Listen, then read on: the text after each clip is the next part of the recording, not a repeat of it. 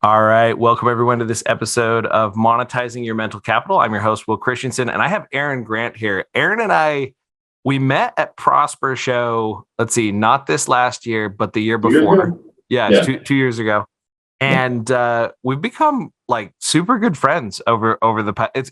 I think that's one of the things I love about the e-commerce space and about Prosper and connecting. Like, I look forward to these events because I'm like, oh, sweet, Aaron's gonna be. Yeah, get to be my exactly same thing. Time to go get some drinks and and enjoy each other's company a little bit. That's definitely a part of it. Yeah. Yeah, for sure. I love that. Aaron, you currently serve. Tell us a little bit more about your Tasker. I know you guys are going through all sorts of cool changes right now and diving in on new stuff. What's your Tasker all about? Yeah, absolutely. So I'm executive vice president of Your Tasker, 10-year-old e-commerce marketing agency. Started as a VA agency, dedicated, but has since evolved. I've been here for 2.5 years now, and redivisioned. We've rebranded. We've hired departments, fired departments, brought on good talent. There's just been a lot of good change here. But we also, instead of just doing the VA, which is capability still, we primarily focus on revenue share and performance-based contracts. Finding sellers where they are and having a little bit of like that New Yorker attitude of like, put your money where your mouth is. If you're so good at it, then why do you got to charge me $9,000 a month? From day one, whether the performance goes up or down, charge me what it's actually costing you, right? So we pay for the butts and the seats and the tools. And then we get a percentage of the growth of the brand from the day of engagement beyond. So it's very, rubber meets road type of agreements. And sellers today really, they don't just want that; they need that. Like they actually require that in a lot of ways. And that's what a lot of the feedback has been. Awesome. So you're really kind of picking apart or challenging the model to some degree or another with how a lot of that should work. Yeah, I think that, performance-based, parts of contracts exist, but usually it's like we want to retain typical places or, we want a retainer, we want a percentage of your ad spend, and we want, a vig if things go really well. And we kind of simplified that and made that just like, listen, the retainer is going to be what it has to be. We can't go into exposure for your brand, Mr. Jones, but let's look at this as a partnership and let's look at this as, we want you to think of things, before we were here and after we were here. And after we were here, we want the numbers to be a heck of a lot better because I don't want to charge $3,000-$4,000 a month retainers. It doesn't, like I said, we live in New York. It doesn't really move the needle here. I very much, and I say this literally to them as we're talking about. I have no interest in charging you $3,000-$4,000. It's not what I'm here. I'm not here to sign a retainer and get that contract. I'm here to charge you $20,000 when things go the way that they need to go in order for us both to get there. So when you get paid amazing, is when we get paid well. Gotcha. So, Aaron, the whole point of this podcast is us kind of picking apart this idea of monetizing something that's not tangible, right? So, if I'm on Amazon and I sell back scratchers, and there's a market for that, like hand an Amazon seller, a good one, hand him a product that's actually got demand and he'll go make money with it, right? Like they know how to do that. It's the non-tangibles that tend to be a challenge sometimes. And so that's what we're exploring. Why would someone who is exploring monetizing that which is non-tangible, i.e. that mental capital, why would they want to hear from you? What expertise do you bring to the table that make that an interesting conversation?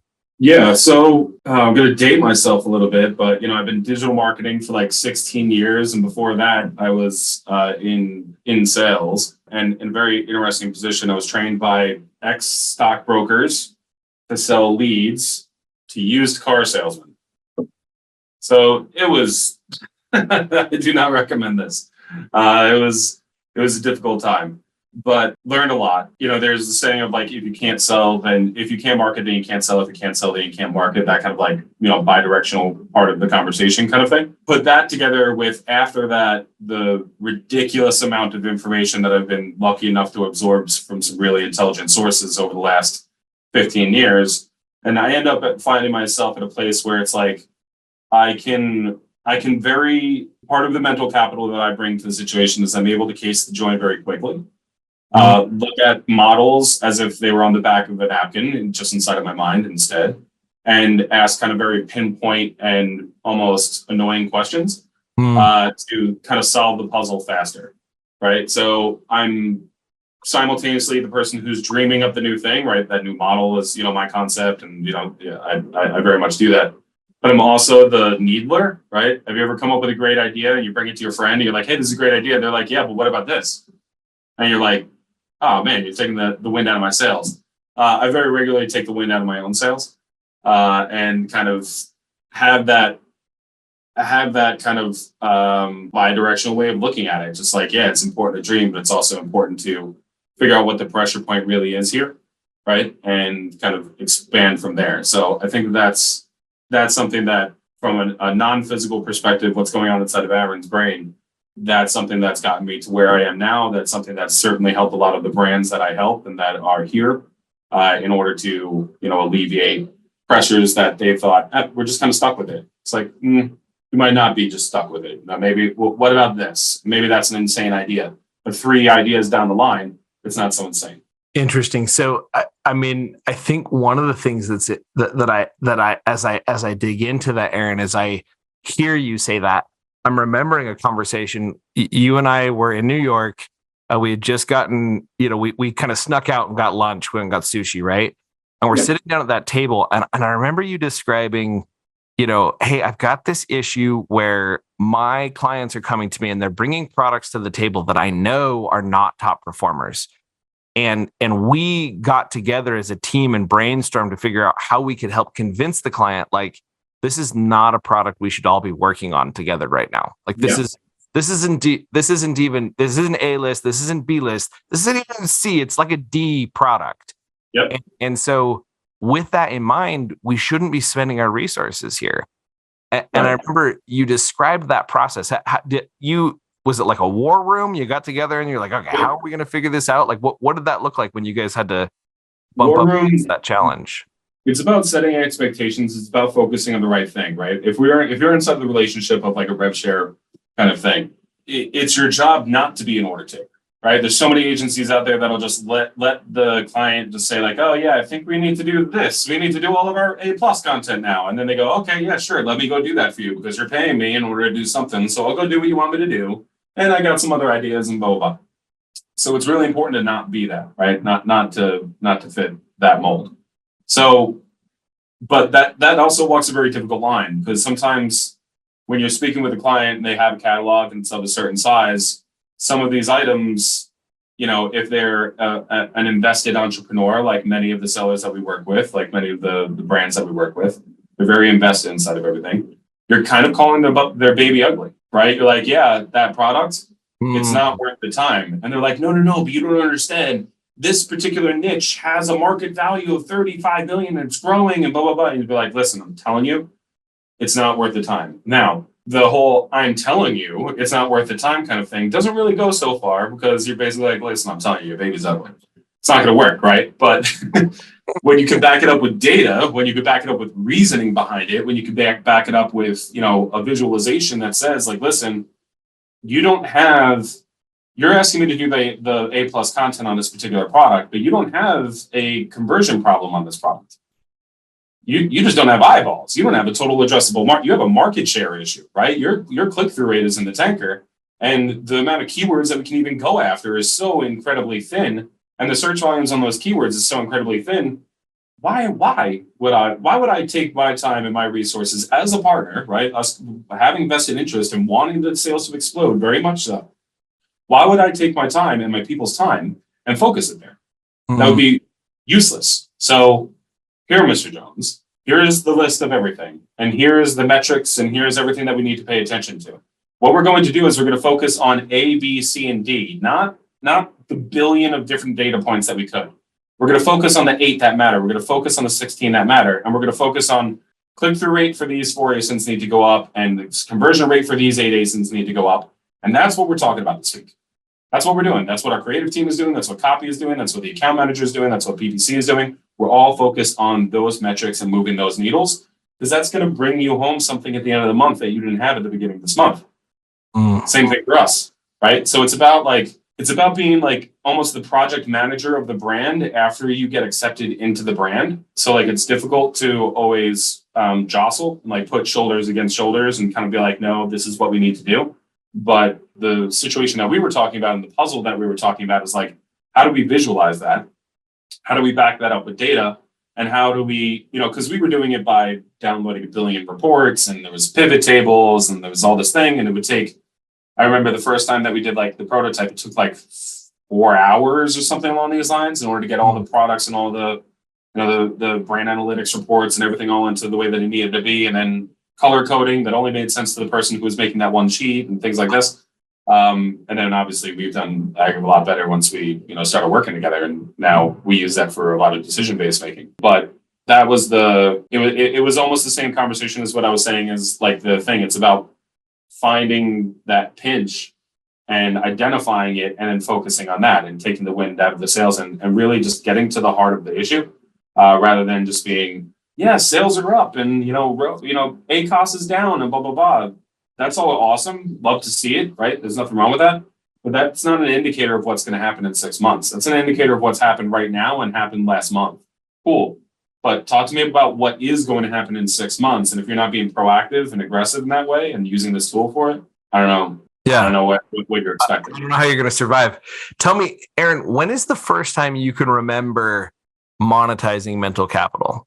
So, and as I throw that out there, to maybe jog your memory, my daughter and her cousin and my other daughter, you can see out my back window, and we're our backyard goes up to a drainage field, which is used for soccer and that kind of stuff.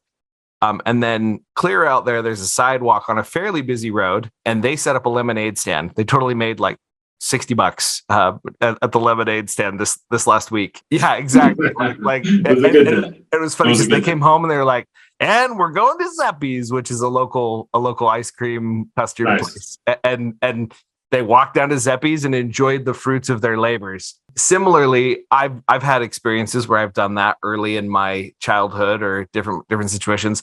What's coming to mind for you? When's the first time you can remember monetizing mental capital?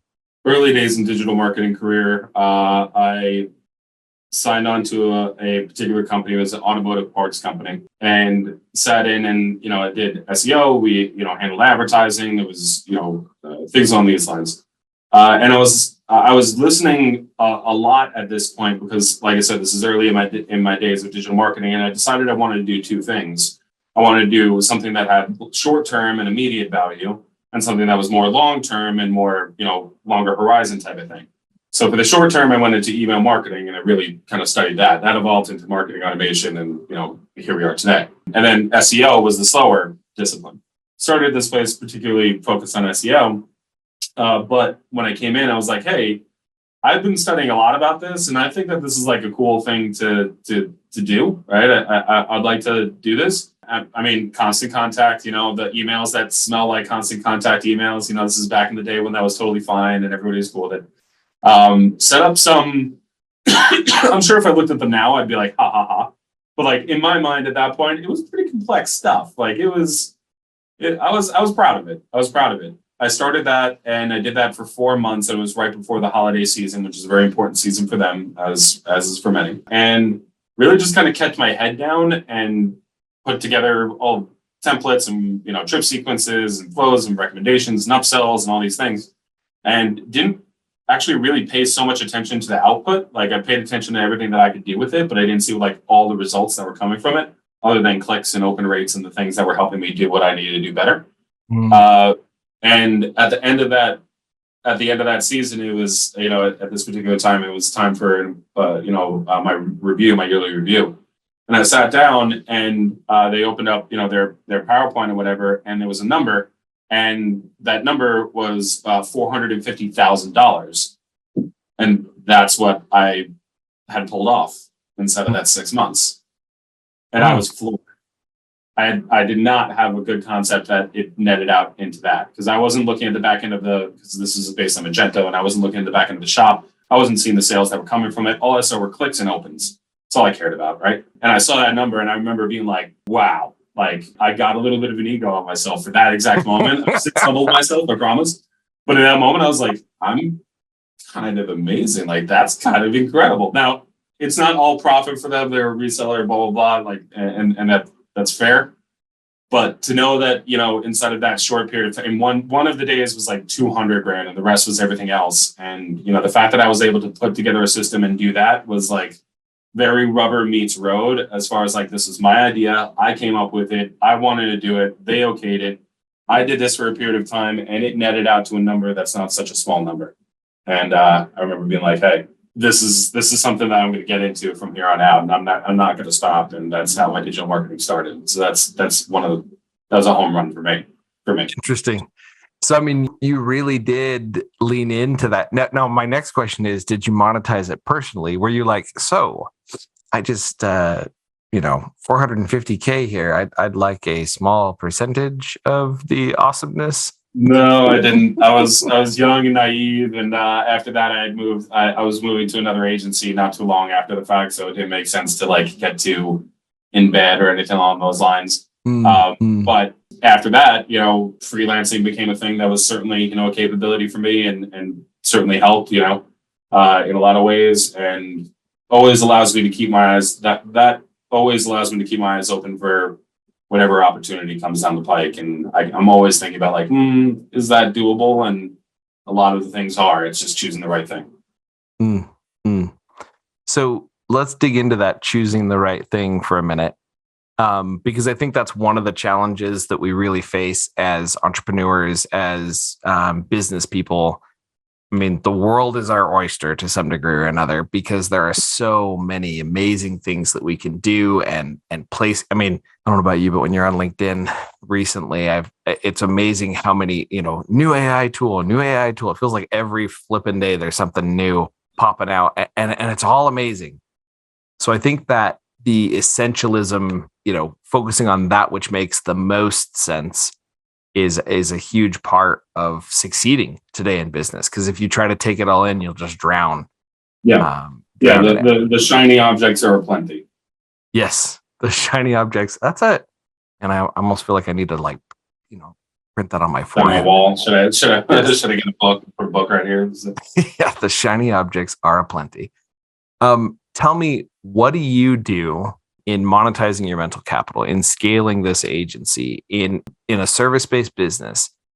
What things do you put in place from a leadership perspective, from a team perspective, to make sure that you guys are focused on only that which is most important instead of all the other shiny objects? I mean, the tool that we built is, a fantastic way in order to do that. But the best way that I found in order to do that is it's not as systemic as we would always like it to be.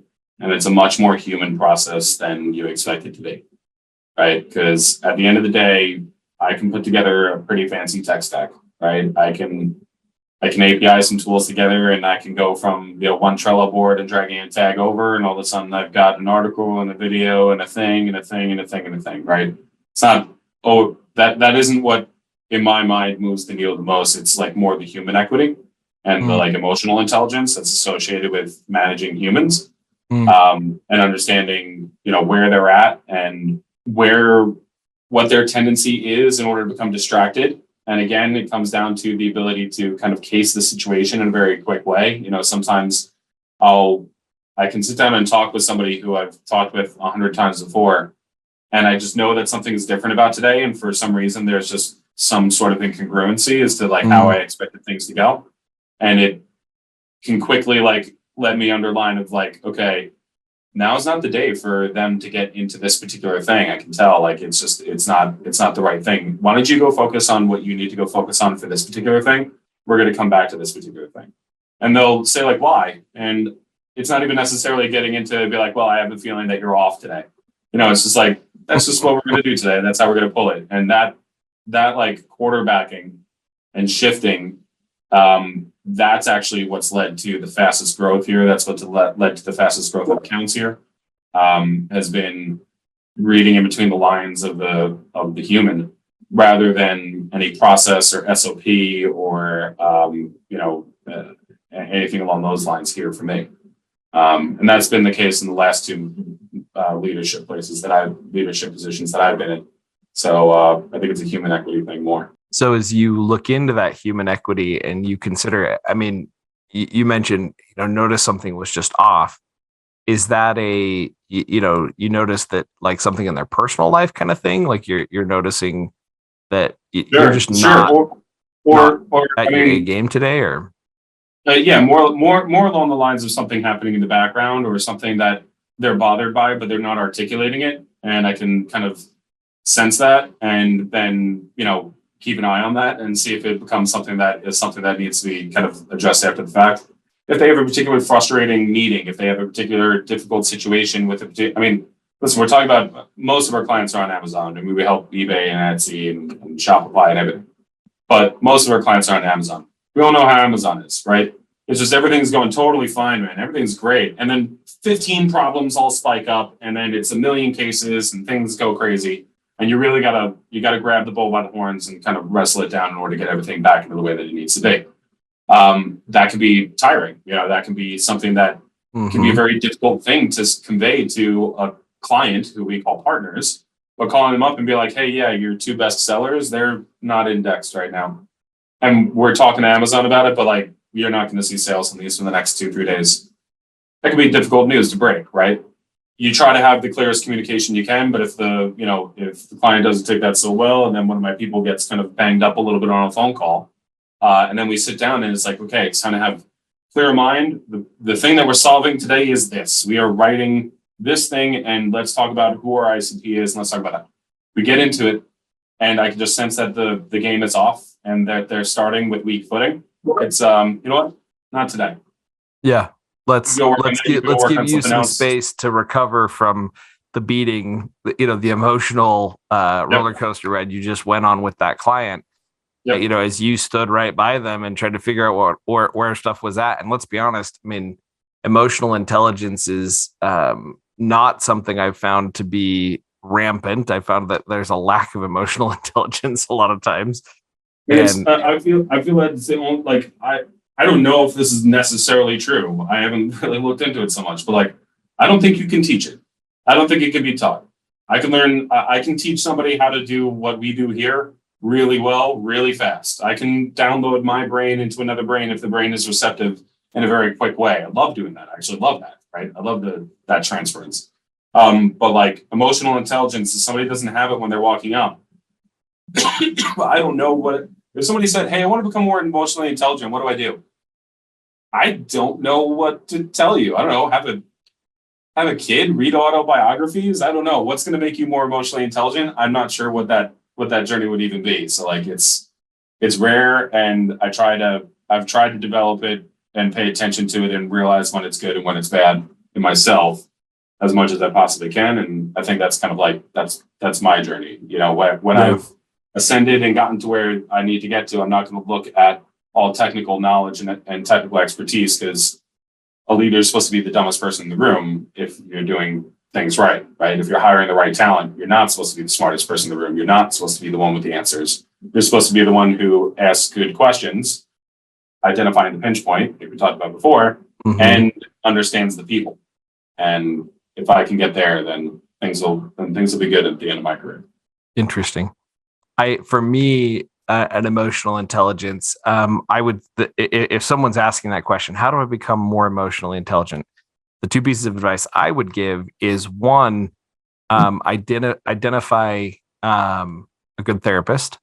That's been an amazing. I've been doing EMDR therapy for about 2.5 years now. Lost my mom to breast cancer when I was about 10 years old, so I've had some big T trauma in my life, and that has allowed me to see a fair amount of subconscious self-sabotaging that I was doing in my different business relationships.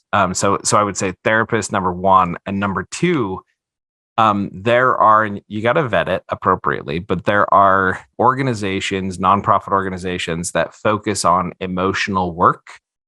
I'm actually part of one called One Heart, One Light, and they do retreats. And so you go up for a weekend, and it's basically an emotional literacy boot camp. Like you go in and they help you identify some of that subconscious shadow that you're walking around with, and maybe clouding your judgment, right? If you've ever walked into a room and you immediately feel on edge, and you start looking around and you're like, I do not know why. I'm not sure why. I don't know why I'm upset or whatever. And as you continue to look around, you may never figure it out. Sometimes for me, I'll look around and I'll discover that someone in the room actually looks a lot like my mom, or like I'll immediately feel sad and I can't figure out, why am I sad? And I'm transferring my past experience onto my current reality, right? And it happens all over the place, right? We are subconscious emotional beings, and that's what the retreats that I've been to have done, is have trained me to identify those emotional subconscious triggers and work with them. That sounds really quite awesome. That's really interesting.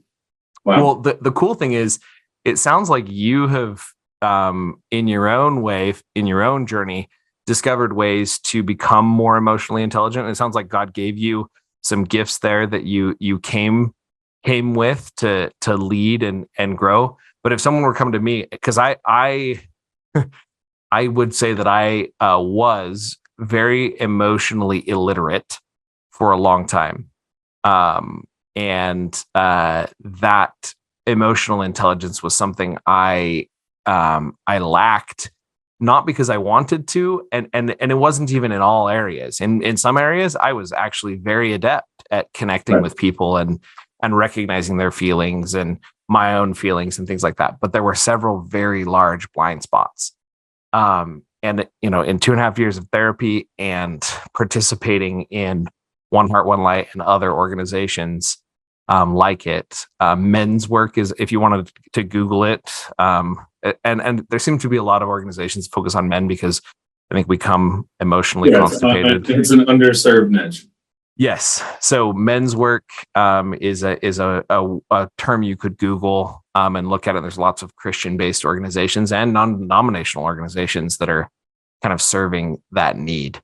But yeah, emotional intelligence, I could not agree more that it is a key skill in monetizing your mental capital. Because really, when you think about it, who carries around the mental capital? Well, it's humans.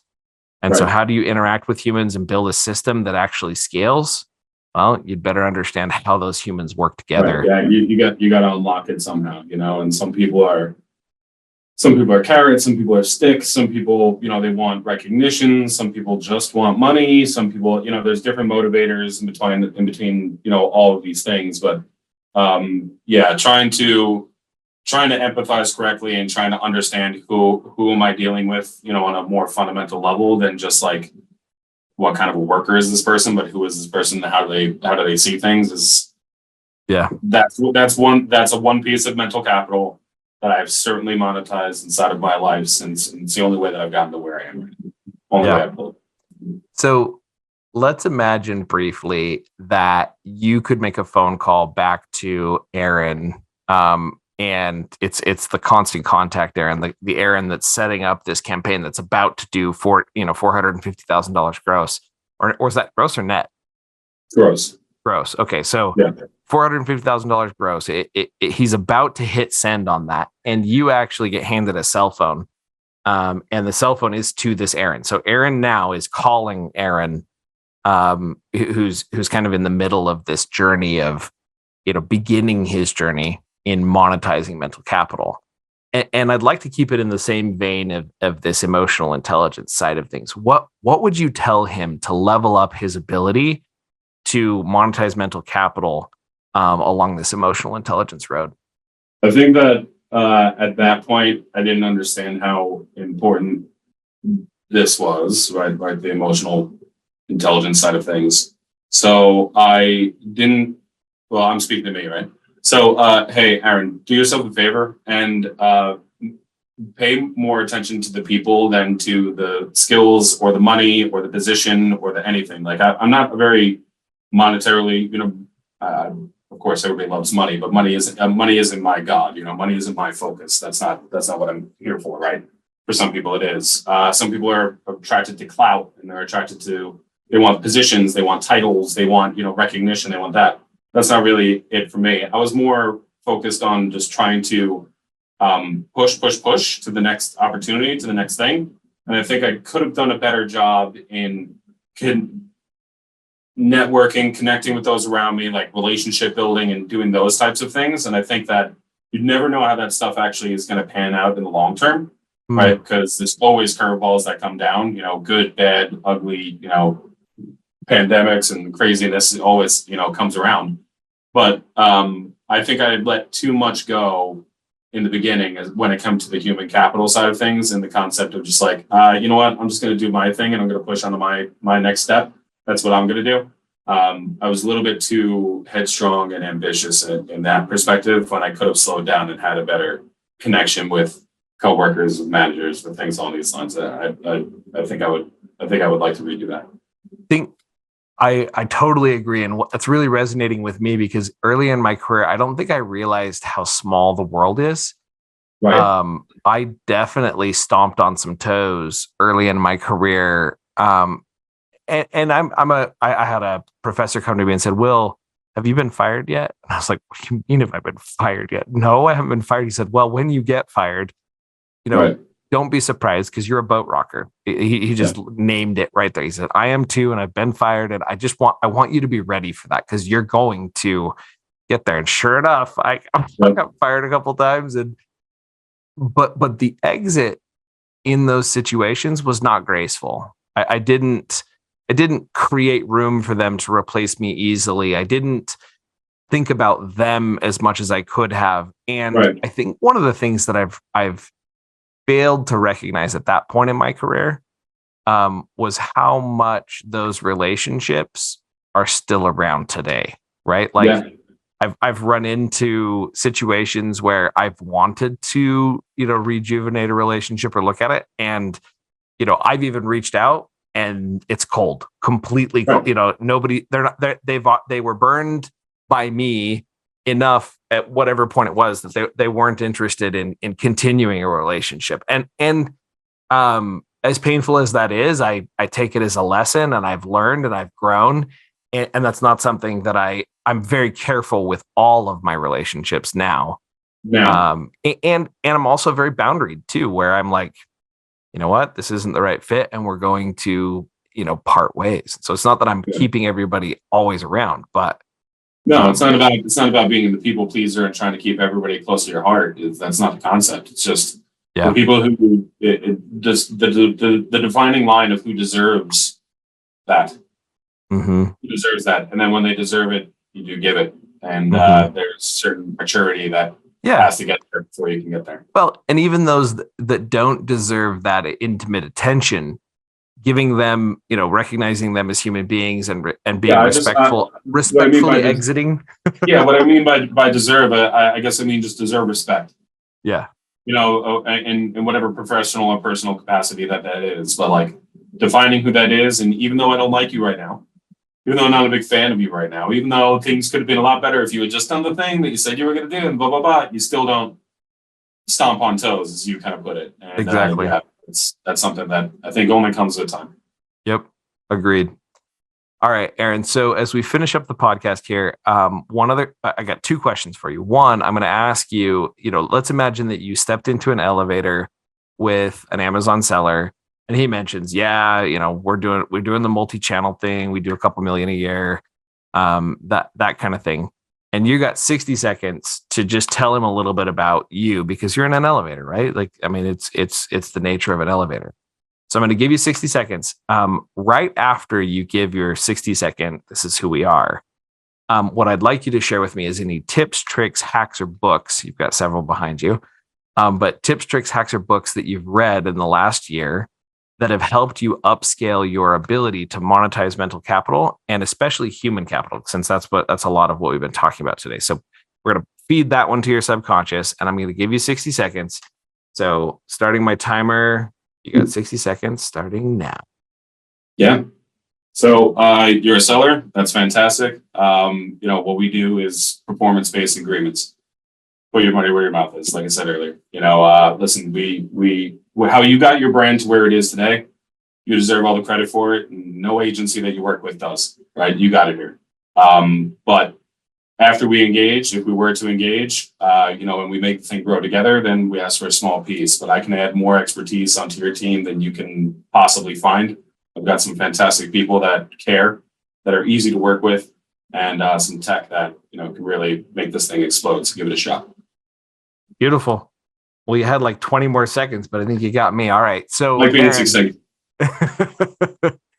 Tips, tricks, hacks, or books that you've come across in the last year that have helped you upscale your ability to monetize your mental capital, and especially in the human capital perspective? Okay, so one of them I can't prescribe to everybody, but since I've had children, I've become a much more intelligent person since I've had children when it comes to this EQ side of things, for sure. It's difficult to articulate, not something I'll be able to close a podcast with. Maybe that's for another podcast, since you're dead too.